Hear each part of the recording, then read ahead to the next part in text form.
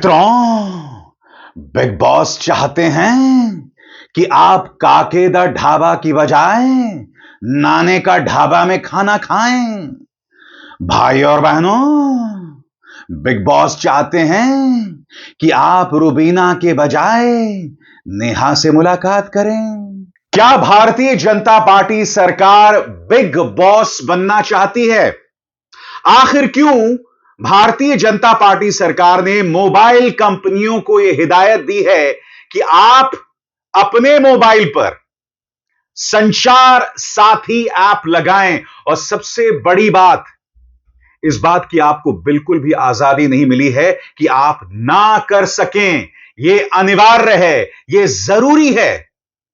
सीधा सा सवाल दोस्तों, भारतीय जनता पार्टी सरकार वो सरकार है जो जासूसी के जरिए अपने विरोधियों पर निगाह रखती है, जो नेता विपक्ष राहुल गांधी के फोन पर पेगासस के जरिए उन पर निगाह रखती है।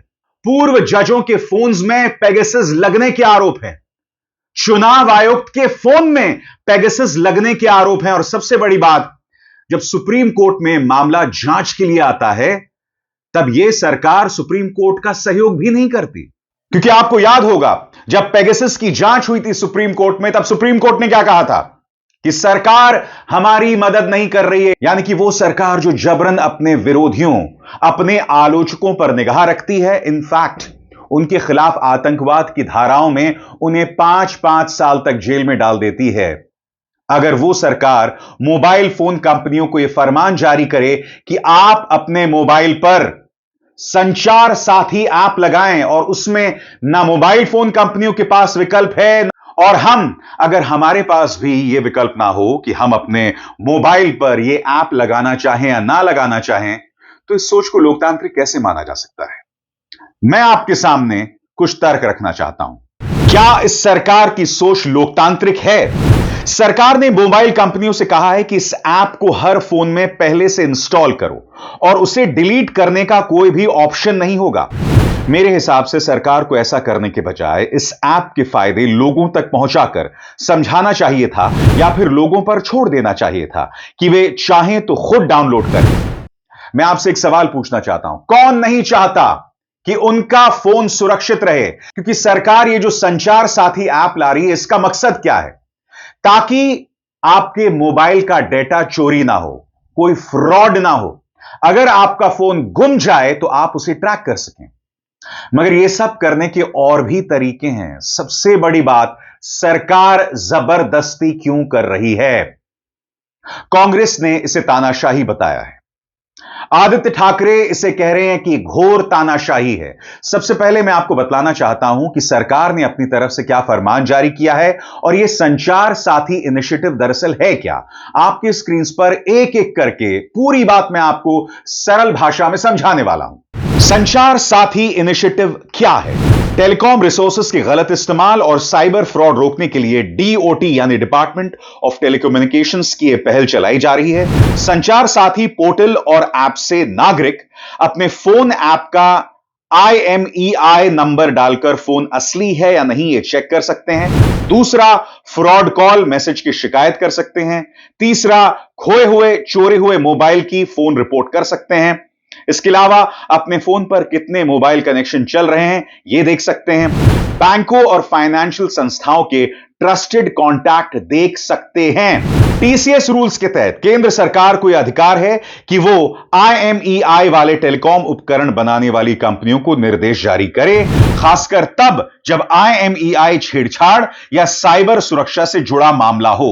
साथ ही कंपनियों और इंपोर्टर्स को इन निर्देशों का पालन करना अनिवार्य होगा। सरल शब्दों में कहा जाए, बिग बॉस जो कह रहे हैं वो आपको मानना पड़ेगा, चाहे मोबाइल कंपनियां हो या आपके और मेरे जैसे ग्राहक। और आप जानते हैं, आप में से कई लोग एप्पल फोन का इस्तेमाल करते हैं, वहां पर यह दिक्कत पेश आने वाली है, क्योंकि एप्पल कंपनी अपने रूल्स के हिसाब से अपने फोन में किसी तरह का कोई ऐप इस तरह से लागू करने या जबरदस्ती डालने की इजाजत नहीं देता।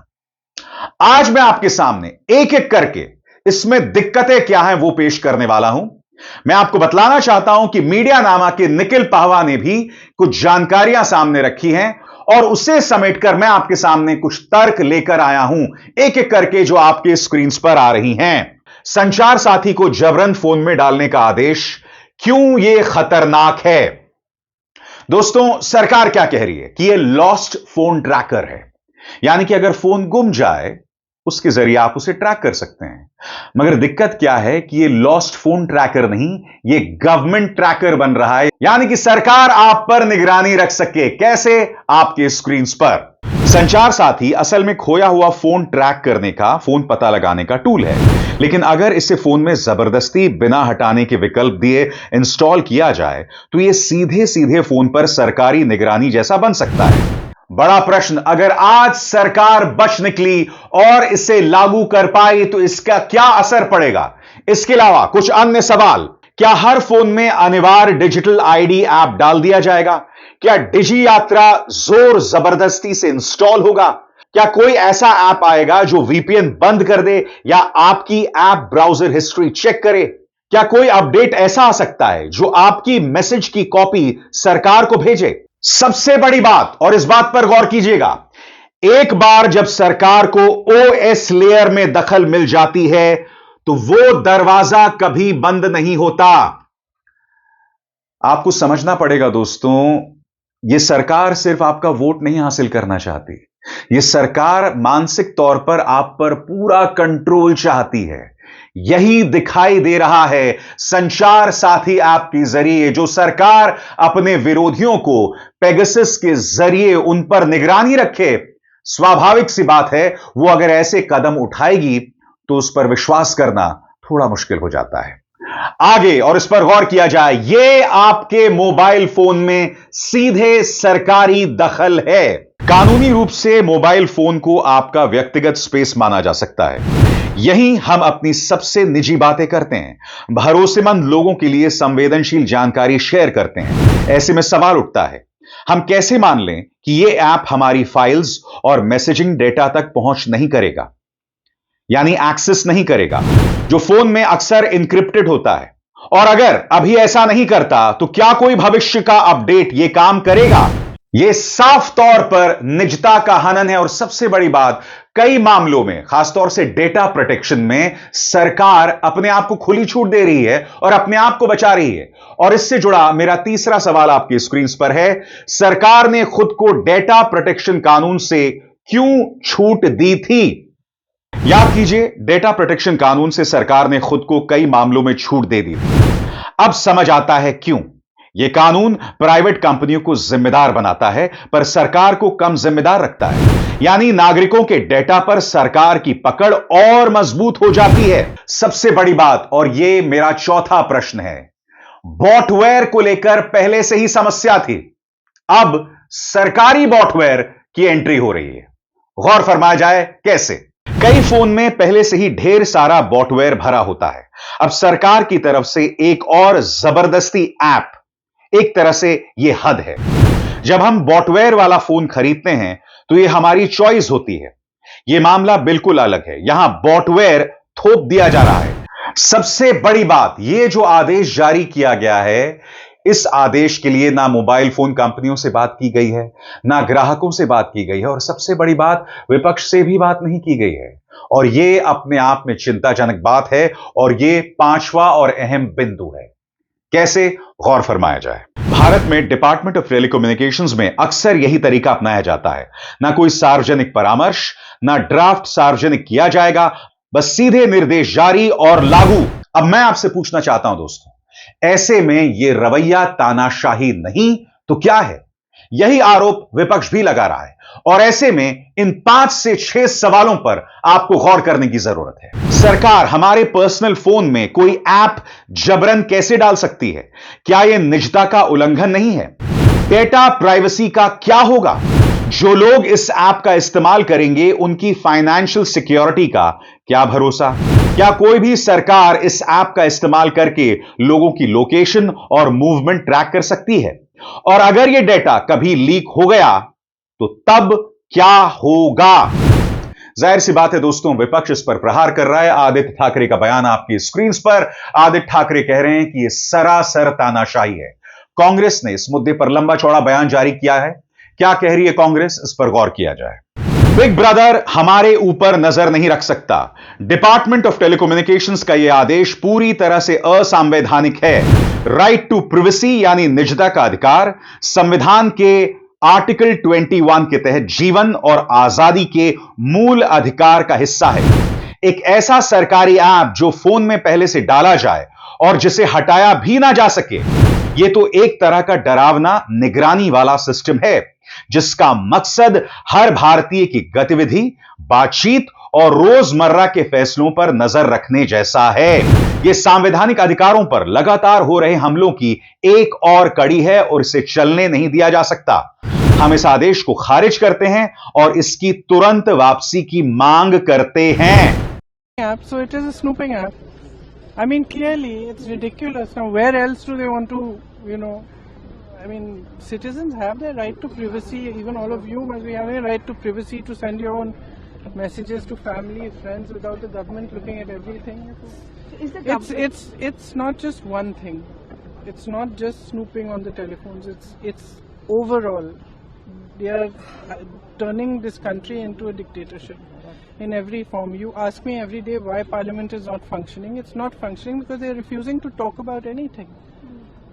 So it's very easy to blame the opposition, but the fact is they are not allowing any discussion on anything, and that is not democracy. A healthy democracy demands discussion, and everybody has different views. You hear them out. Priyanka ji, आपकी party ने क्या मांग करेगी? संचार साथी app को वापस लिया जाए, एटलीस्ट रोल बैक किया जाए। करना तो चाहिए। अभी मैंने सबसे बात नहीं की है, तो आज शायद वो चर्चा करके अपना डिसीजन लेंगे कि हमारा क्या स्टैंड है। लेकिन the fraud will be easy to report. The government for national security. But that's a very fine line, no? It's a very fine line between fraud is easy to report and we can see everything that every citizen of India is doing on their phone. So that's not how it should work. Okay. There should be an effective system to report fraud, and we've discussed this at great lengths on cyber security and this and that, and definitely there's a need for cyber security, but that doesn't mean that it gives you an excuse to go into every citizen's telephone. I don't think any citizen would be happy. Election Commission.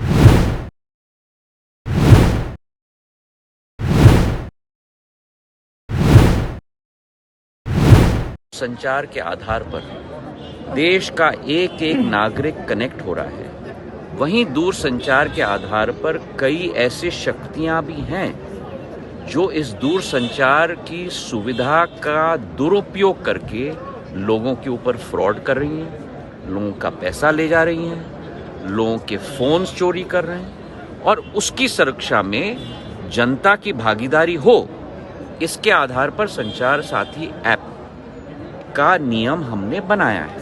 Sir, लेकिन एक minute, इस कोई call monitoring है, अगर आप चाहते हो तो इसको आप एक्टिवेट करो, अगर आप नहीं चाहते तो इसे एक्टिवेट मत करो। सुनिए ना, अगर आप इसको अपने फोन पे रखना चाहते हो तो रखो, अगर आप इसको डिलीट करना चाहते हो तो डिलीट करो। सबसे बड़ी बात दोस्तों, सरकार ने इस ऐप को लाने से पहले लोगों से मंत्रणाएं ही नहीं की, मशवरा भी नहीं किया। इनफैक्ट ये जो आदेश जारी किया गया है, इसकी भाषा पर निगाह डाली। इस भाषा से अपने आप में एक किस्म की जोर जबरदस्ती और जैसा कि विपक्ष कह रहा है तानाशाही की बदबू आ रही है। और वो भाषा क्या है, गौर फरमाया जाए। ऐप फोन के पहले सेटअप पर दिखना चाहिए, पूरी तरह काम करना चाहिए और इसे बंद करने या हटाने की छूट नहीं होगी। अब मैं आपसे सवाल पूछना चाहता हूं दोस्तों, जब इस तरह की भाषा का इस्तेमाल किया जाएगा तो क्या हम सरकार की नीयत पर प्रश्न नहीं करेंगे? और जैसे मैंने बताया, ये वो सरकार है जो बार बार ये प्रमाणित कर चुकी है कि वो किस तरह से आपका डेटा और उस पर निगाह रख रही है, क्योंकि उसके जरिए वो अपने राजनीतिक हितों को साधने की कोशिश कर रही है। कार्यक्रम में मैंने आपसे क्या कहा, इस सोच से क्या प्रमाणित हो रहा है कि भारतीय जनता पार्टी सिर्फ हमारा वोट नहीं चाहती है, वो कहीं ना कहीं हम पर मानसिक तौर पर कब्जा करना चाहती है। वो चाहती है कि आपके हर कदम पर आप क्या खरीद रहे हैं, आप किसकी तरफ देख रहे हैं, आप कौन सा संगीत सुनते हैं, क्योंकि यह सरकार इस कदर पैरानॉइड हो रही है, यह पॉलिटिकल पार्टी इस कदर राजनीतिक तौर पर असुरक्षित महसूस कर रही है, लिहाजा वो आपके हर कदम पर निगाह रखना चाहती है। यही वजह है कि मुझे संचार साथी ऐप पर प्रॉब्लम है। अगर आपने लोगों को विकल्प दिया होता कि हम इसे लागू करें या ना करें तो ठीक था, मगर बगैर उस विकल्प के आप इसे थोप रहे हैं, जिससे आपकी सोच का पता चलता है। और जाहिर सी बात है दोस्तों, जब लोगों के हर कदम पर निगाह होगी, जब आपको यह आजादी नहीं होगी कि आप क्या कदम उठा सकें, आप क्या चॉइस कर सकें, आप क्या चुनाव कर सकें, तो स्वाभाविक सी बात है लोकतंत्र पर सवाल उठना लाजमी है। इसलिए मुझे इस संचार साथी ऐप पर प्रॉब्लम है, क्योंकि वो जबरन थोपा जा रहा है और ऐसा कतई नहीं होना चाहिए। अब इसार शर्मा को दीजिए इजाजत। नमस्कार।